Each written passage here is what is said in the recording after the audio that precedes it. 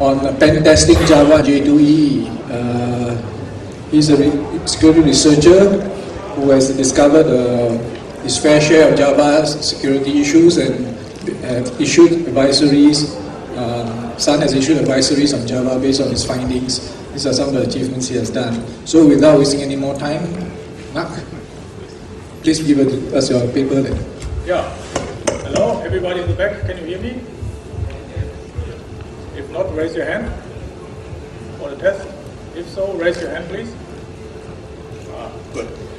So, let's start about pen testing J2E and how does it affect the Java foundations, how can I find remote holes, how can I search for them. I'm, as you can see, Marc from the University of Bamberg in Germany, and everybody, I'm really happy that you went to my talk, and yeah, maybe you enjoy it and have some ideas if you go home, you see the next Java application around. So Hack in the Box is one of the nicest conferences I've been to, and I really like Malaysia and its friendliness, and I really like to come back as soon as possible. Yeah, we have the last talk for today, so I want to be a little bit quicker. Maybe you can relax afterwards. So, the agenda, I will go into the context, what we were talking about, and how OWASP affects the whole stuff. I go into the core, how serialization issues are a problem with J2E.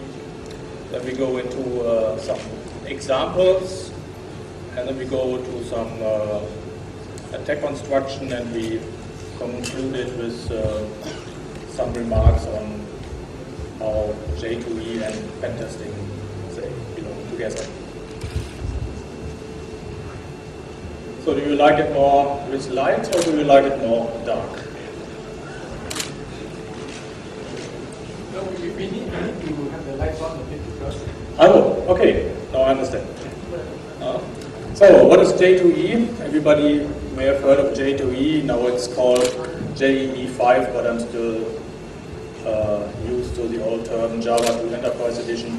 Specification by Sun that is built on top of Java 2 Standard Edition or Java Standard Edition 5, it's called now. It provides a standardized set of services if you want to produce business application in large-scale environments, for example, banks or insurances, or like ERP applications. They all run on some kind of J2E or similar environment.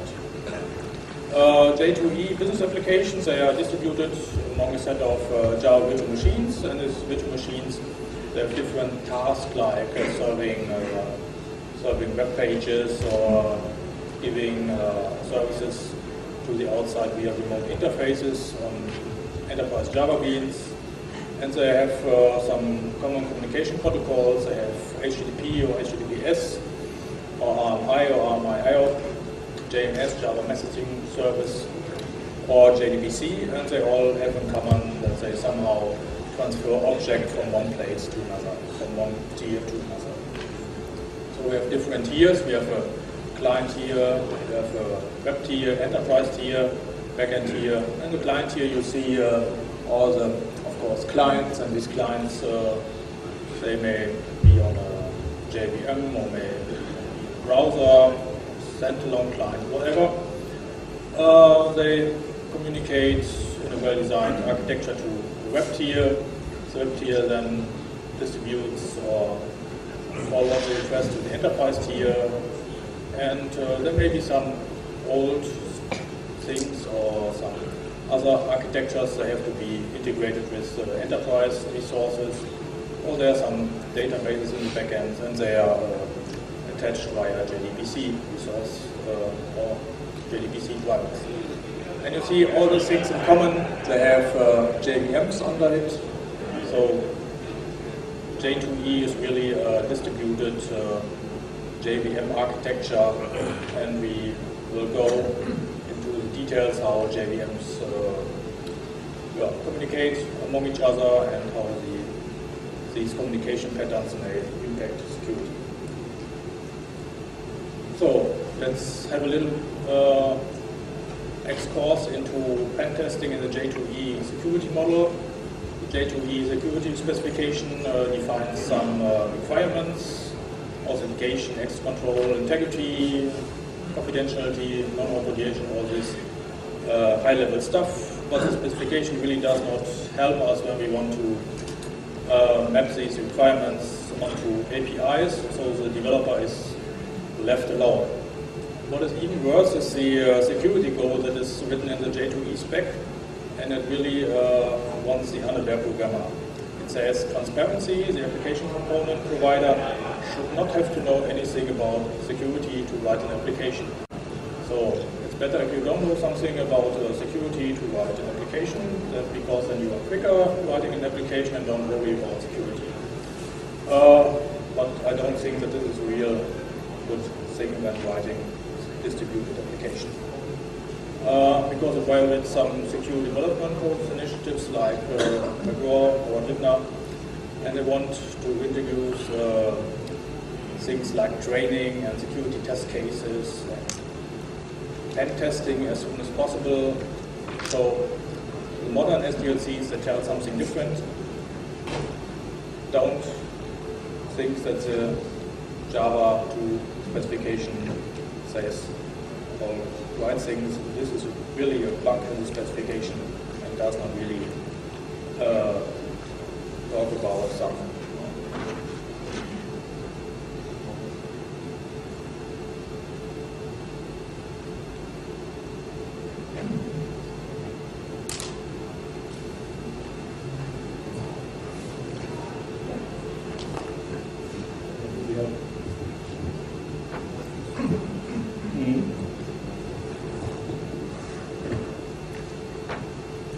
have tried it yesterday with this shirt on. Okay, we have the most important slides, maybe for the architects, but this is all what is of architectural stuff in this slides. We now go to J2E and pen testing. So what are pen testing steps? What is a raw model of a pen test? So it first starts with a threat model. Then you go into information gathering, then you exploit, and what you learn from pen testing, then you harden the application. So threat model, J2E is more than just serving HTML, so OWASP really does not help us how it is formulated in the OWASP documentation. You have to go deeper into the technical stuff to get really gain of the OWASP ideas. So information gathering, what do I have? What is my attack surface? I really have to know details about the application server and the technical stuff below it. I have to know which kind of classes are loaded, because every class adds to the attack surface, because I may be able to access it from the outside, trigger some functionality. So our configuration settings influencing my pen test, my attack surface, what kind of applications do I have deployed, which kind of connectors, where can I really forward my request to, and communication channels, which ports are opened, and which classes are listening on these ports.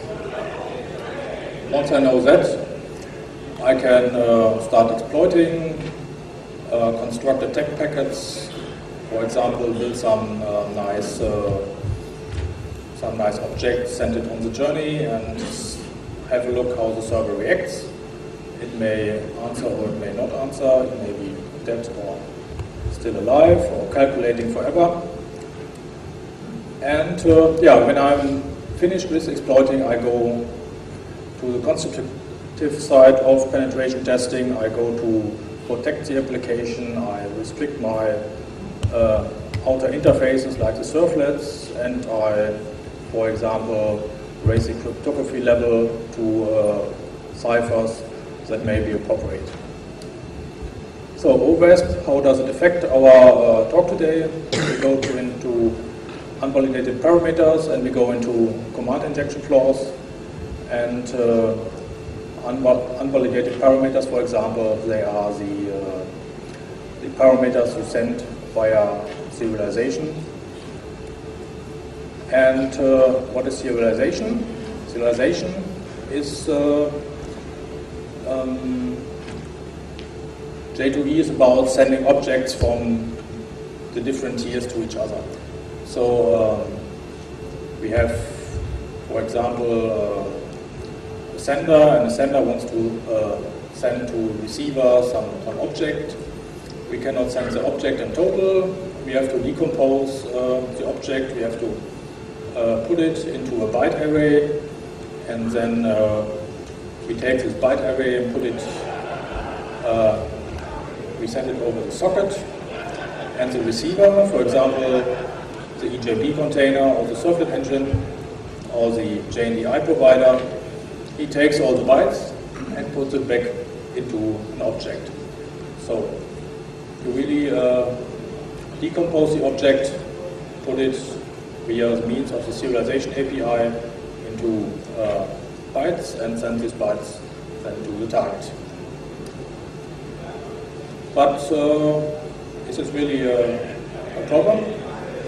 Yes, because this opens attack potential, because you can harm at least the availability and integrity of J2E application.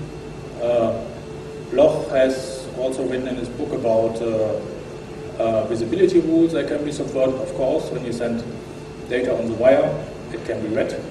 This is not really new. But how can integrity and availability be harmed? Yeah, because if you manipulate or you build objects, you can control and manipulate the control flow on the receiving side, and you may force the JVM into dangerous or vulnerable code block, and this vulnerable code may impact the stability of the receiving process. And this is the main scope of the talk today.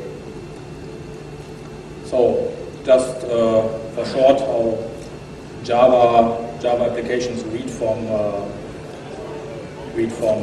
remote sources, read objects from remote sources, and yeah, the main thing is that you read objects. You read untyped objects via the object input stream, and you see you have the request. You have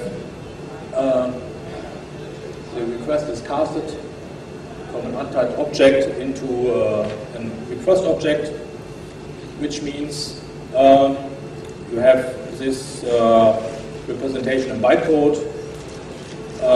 You first invoke the readObject method, and the readObject method gives you an untyped object, and then you check really if this is the appropriate type, and if you really, then the JVM checks is this object, is it really an account object, or did someone send me a font object or whatever, and then you get a class cast exception if it's not the real object you wanted.